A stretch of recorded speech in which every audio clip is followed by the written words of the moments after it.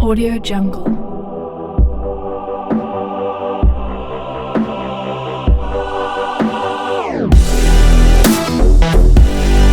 Audio Jungle.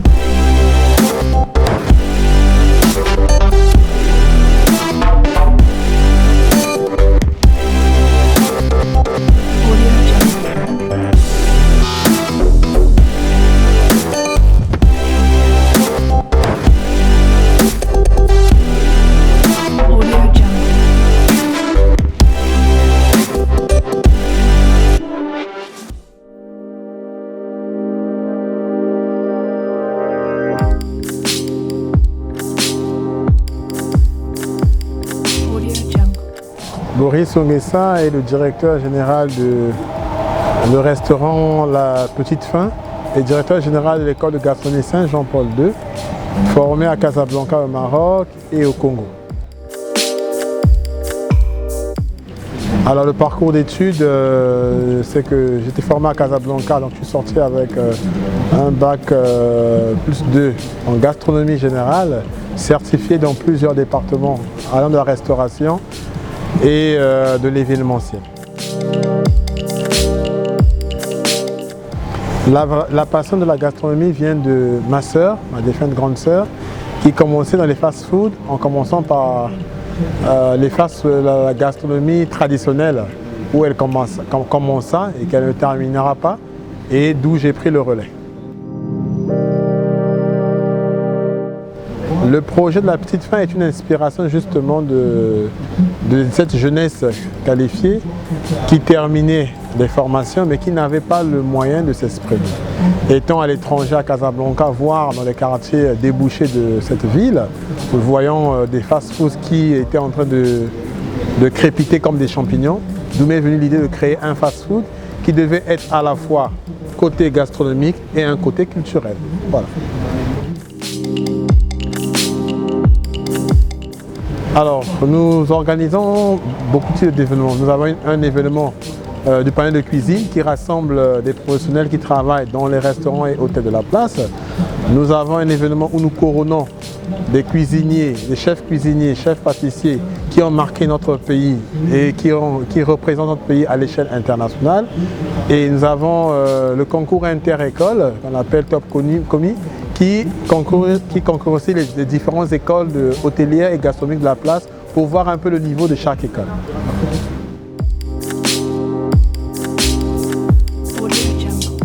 Alors, La Petite Faim essaie d'accompagner les artistes congolais en organisant des activités culturelles au niveau de son siège.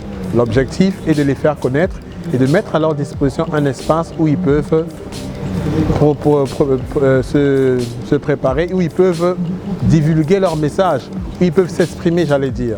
Donc c'est dans cet élan que La Petite Faim a étendu justement cet objectif pour essayer de créer une symbiose entre ces artistes et les futurs managers. Alors ce que j'aimerais plus apporter, c'est de valoriser d'abord la cuisine du terroir, la cuisine de notre pays, pour permettre justement aux jeunes et aux différents entrepreneurs, en travaillant en symbiose avec les chefs cuisiniers et les chefs pâtissiers et les directeurs des hôtels les plus prestigieux de notre pays, pour essayer d'apporter une touche spéciale qui est la nôtre. Parce que nous sommes d'abord congolais, nous sommes artisans et nous avons le droit et le devoir d'accompagner justement ces jeunes et cette synergie de la cuisine pour atteindre le point H et le point d'excellence.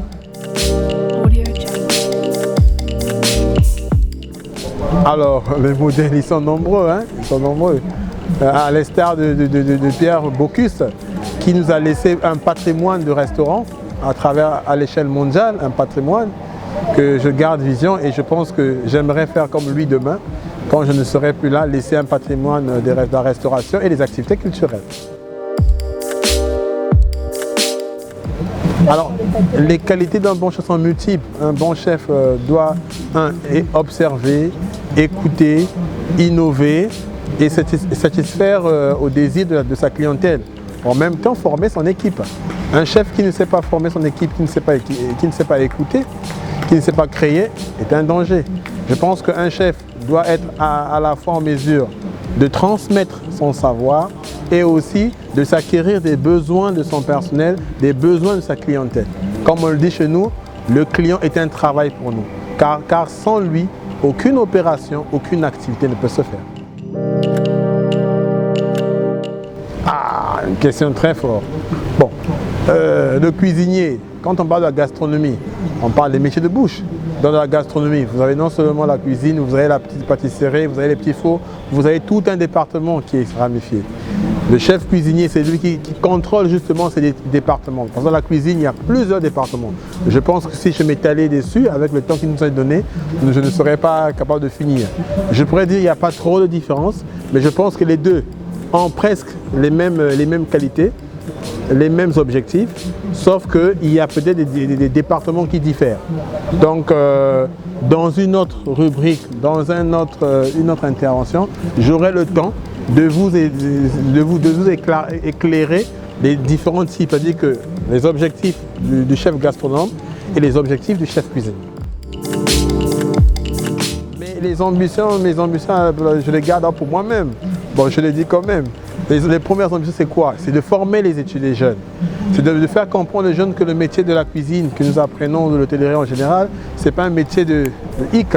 C'est un métier qui n'a plus de frontières, c'est un métier qui a de l'ouverture dans l'esprit, c'est un métier aujourd'hui noble et que nous devions appréhender, nous devions accompagner, nous devons valoriser ce métier pour que demain notre pays soit parmi les pays les plus gastronomes.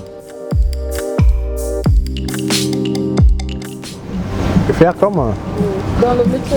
Alors, les jeunes qui doivent faire, je leur dirais quoi? De continuer à y croire, de se former, d'écouter, de se rabaisser et surtout d'aimer ce qu'ils font. Tant qu'ils ne mettront pas l'amour dans ce qu'ils feront, ils n'arriveront pas. Tant qu'ils ne mettront pas la lumière dans ce qu'ils préparent, ils ne feront pas. Tant qu'ils ne sauront pas qu'il faut se rabaisser, qu'il faut écouter, qu'il faut se former, il faut avoir de la patience, ils n'arriveront pas. Parce que pour réussir dans ce métier, il faut être patient, il faut l'aimer, il faut se faire petit et enfin, il faut innover. Ce sont ces 4 points que ces jeunes doivent avoir. Alors lorsqu'on aura compris ça, on va exceller. Ce n'est pas que vous avez raté le bac, vous venez faire la gastronomie. Je suis désolé. Là-bas aussi l'école. Parce que que ce soit le baccalauréat que nous apprenons à l'école, au lycée, et le diplôme que nous apprenons au niveau de l'école Jean-Paul II ou dans d'autres écoles, les formations sont les mêmes. La différence, c'est que de l'autre côté, on fait de la théorie et la pratique. Là-bas, il n'y a que la théorie. Mais le point clé, c'est l'amour, la sagesse, les ambitions et l'innovation.